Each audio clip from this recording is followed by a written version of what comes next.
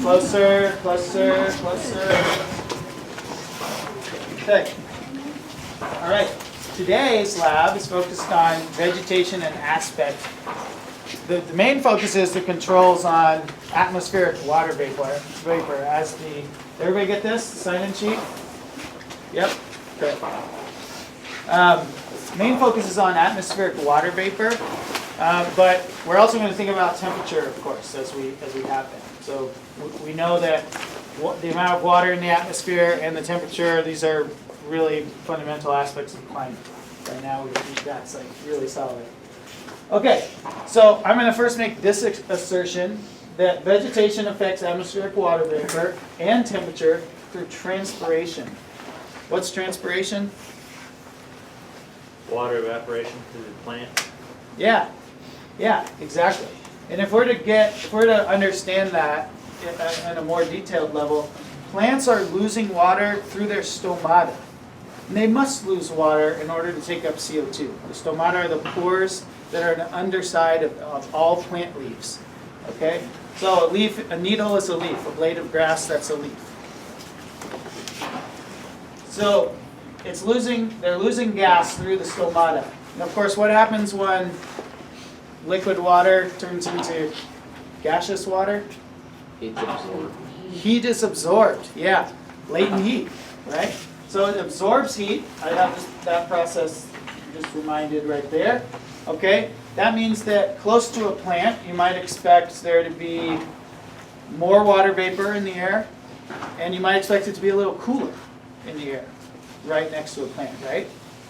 And if we're to blow that up in scale and think about groups of plants, and we have these general kind of terms for groups of plants like forest or grassland. And forest, a bunch of trees, grassland, bunch of grasses, really simple, right? Okay, there are a lot more leaves in a forest than there are in a grassland, right? Everybody on board with that? Grassland, we can think of it almost as like, it's just one surface. It's like two-dimensional of leaves. Not exactly, but compared to a forest, it's three-dimensional. So we have layers and layers and layers of leaves. So we have a lot more transpiration happening in a forest. All right, so a lot more transpiration is occurring over a forest and through a forest than in a grassland. And so what that means is that basically you need more soil moisture to support a forest, right? Does that make sense? Places that are pretty dry don't support forests. Trees can't really grow there, right? Because trees are transpiring a lot more than grasses are typically.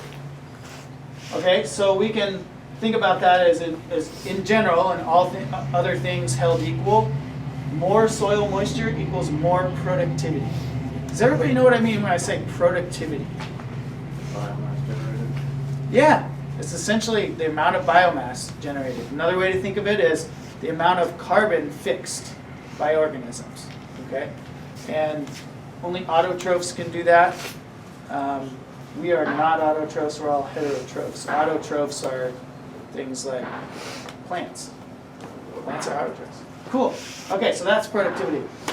Okay, so the other part, the other aspect, if you will, of our lab is aspect. Yeah, I know it was really tricky. But, okay, aspect affects soil moisture.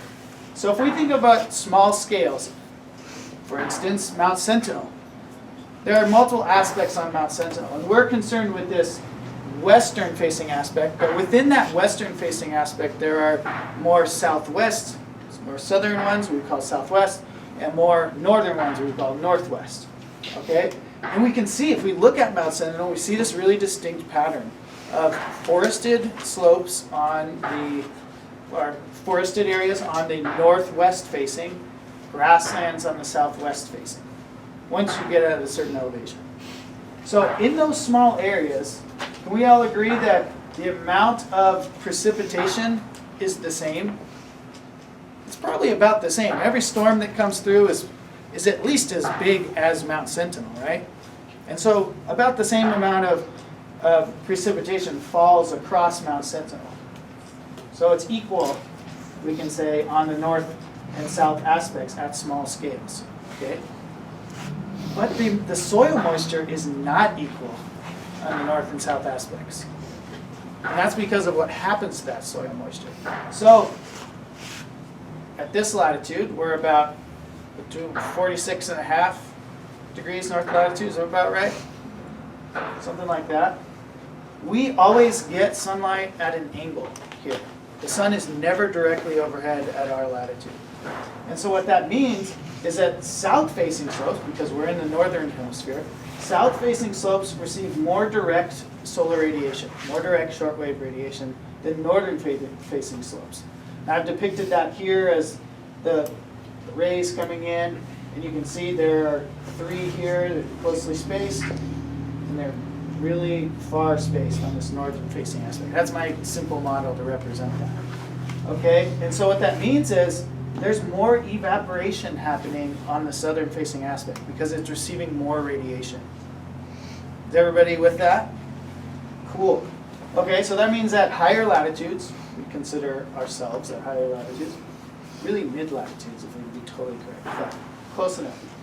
North and south aspects receive different amounts of solar radiation. If we have more shortwave radiation, we have more evaporation.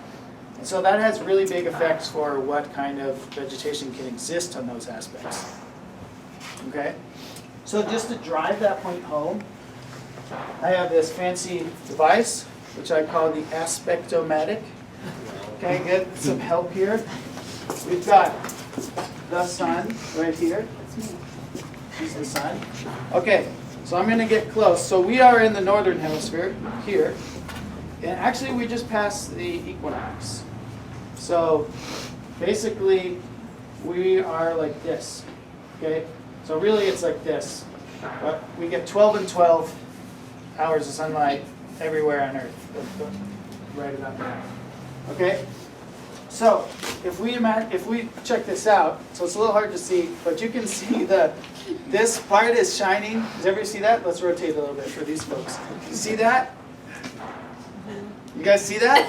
It's really easy, right? This is like a simple concept. Yeah? You understand? Okay, cool. In the southern hemisphere, it's the opposite, right? These northern facing aspects are getting more solar radiation than southern facing.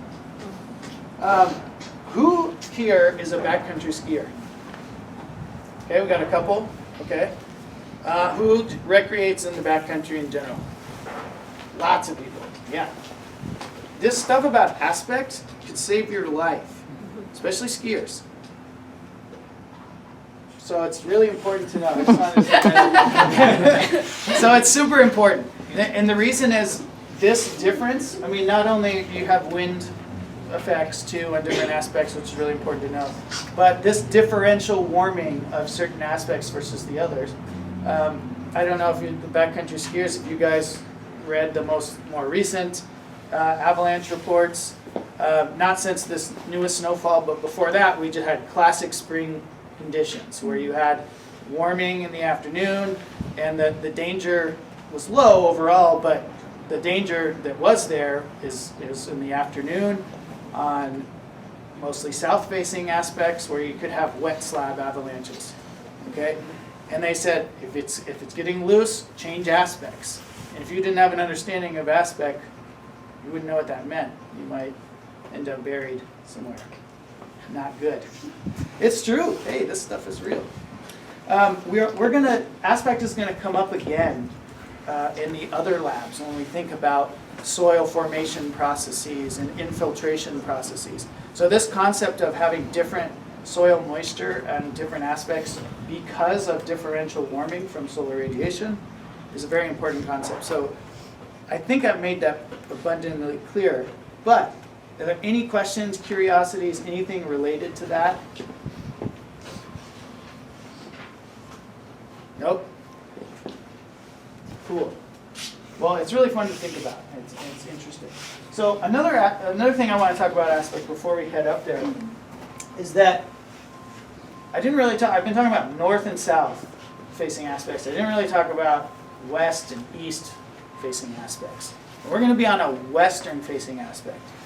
And something that I'll point out again when we get up there is that if we look across the valley at the eastern facing aspects that are about the same elevation, a lot of them have forest the whole way.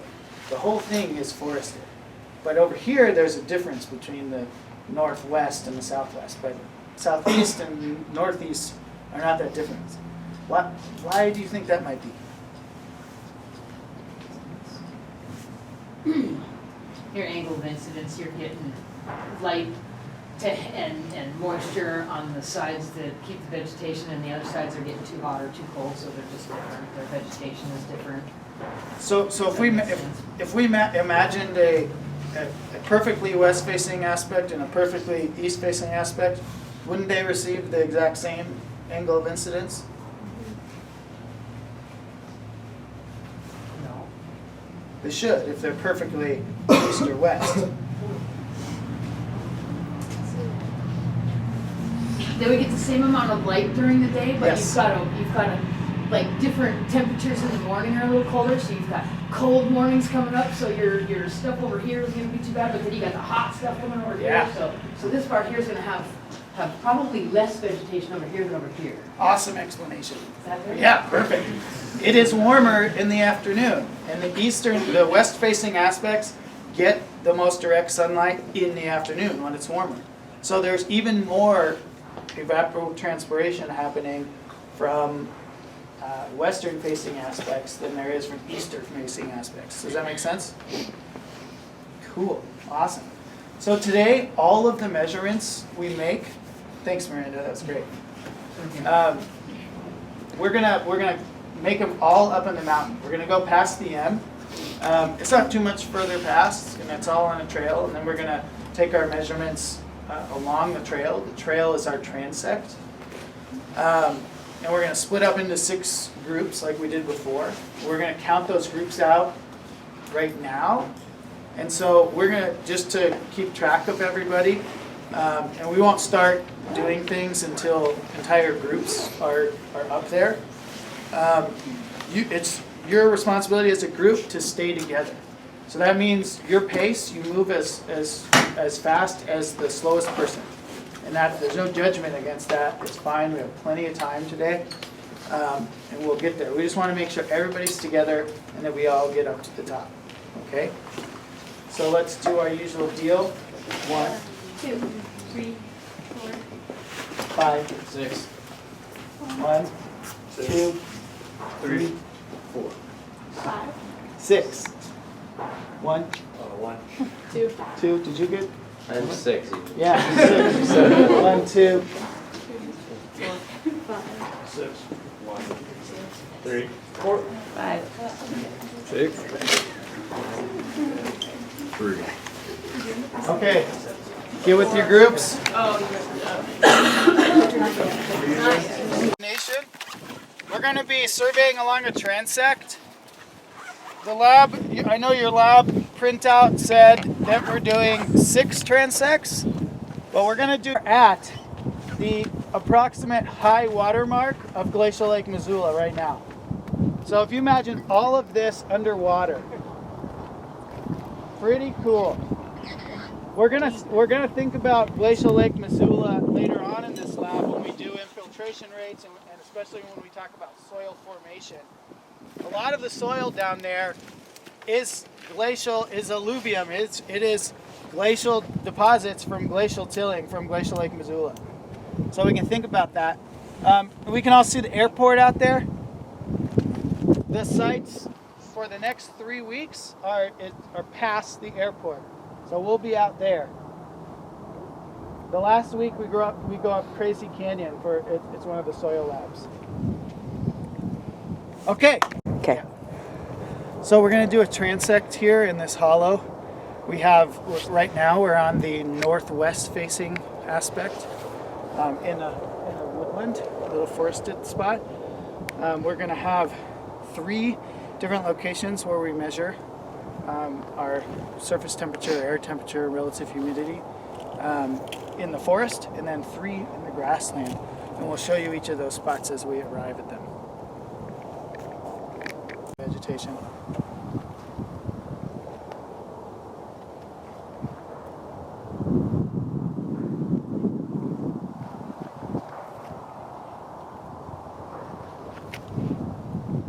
This is number 2.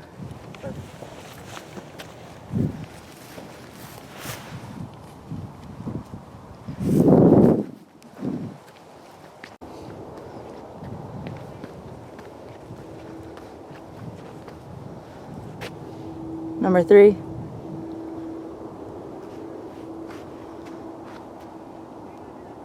Get the canopy above too.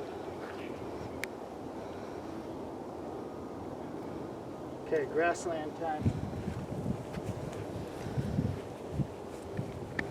Okay, now we've changed aspect.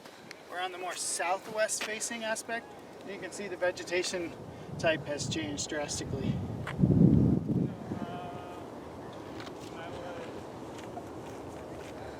Number 4. Number 5.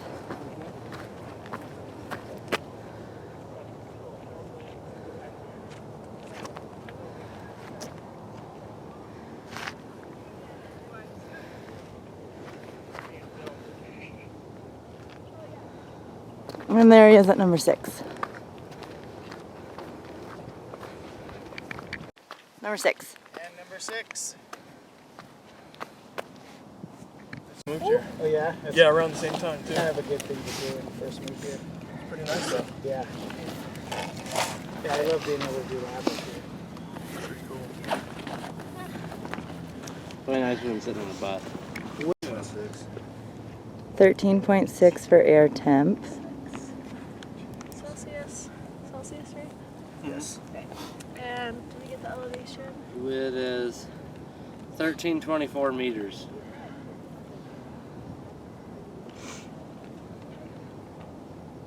I got about 85% relative humidity.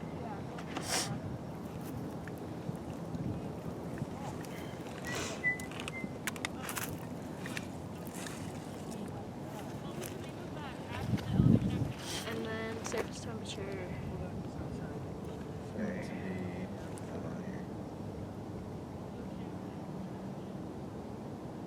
24 degrees Celsius.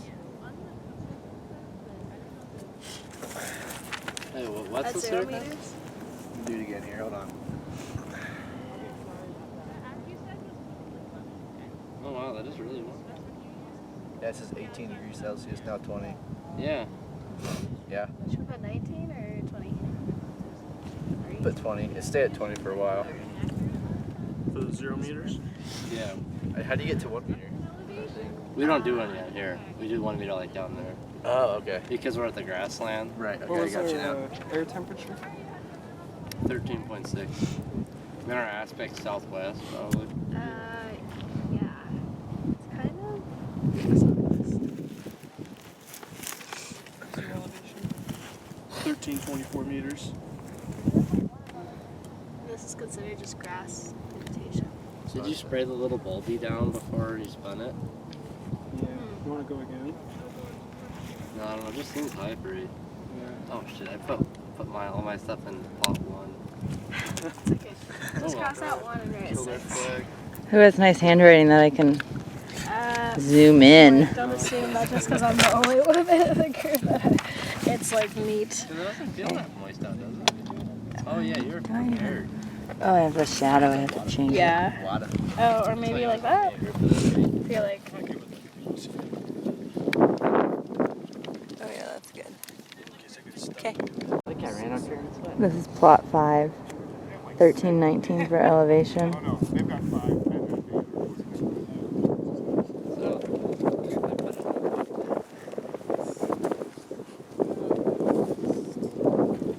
15 for surface temp.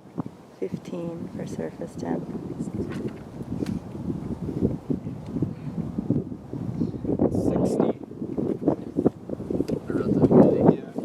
60 for relative humidity. What did you get for the air temp? 5.5. Southwest aspect.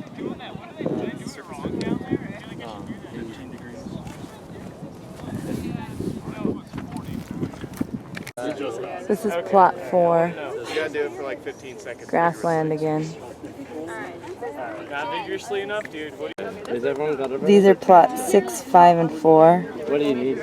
All grasslands. Just copy it when we get there. Now we're straight left. This is plot 3.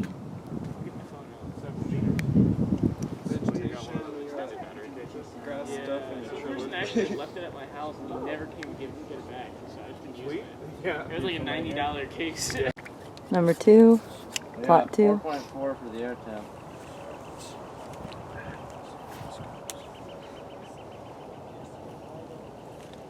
Vegetation, grass and trees. I got 3. Plot 1, Need water? the last I plot. think we need water on it. What? You said 3.8? Yeah, 3.8. The air temp.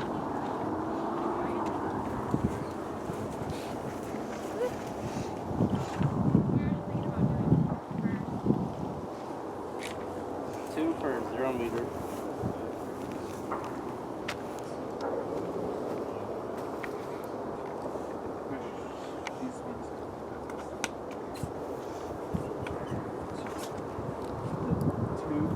Yeah, for Is this like north? It's gotta focus. Here is the completed data sheet. It's 1294. Oh, okay, sweet. Here, wait, let me just do Yeah. this.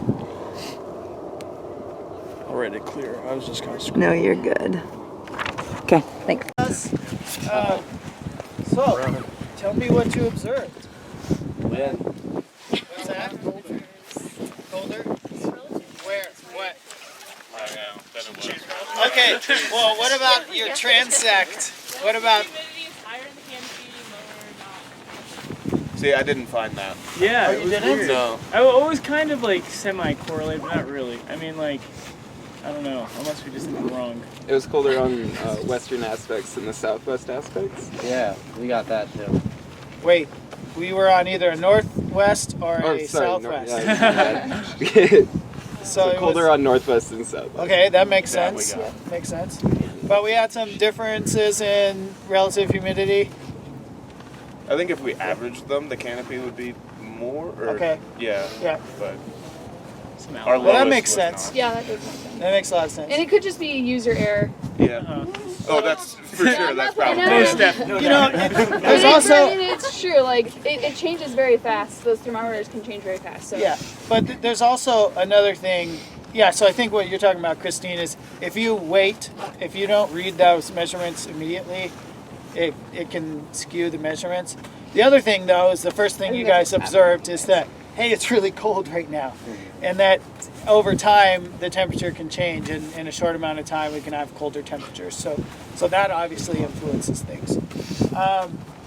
Cool.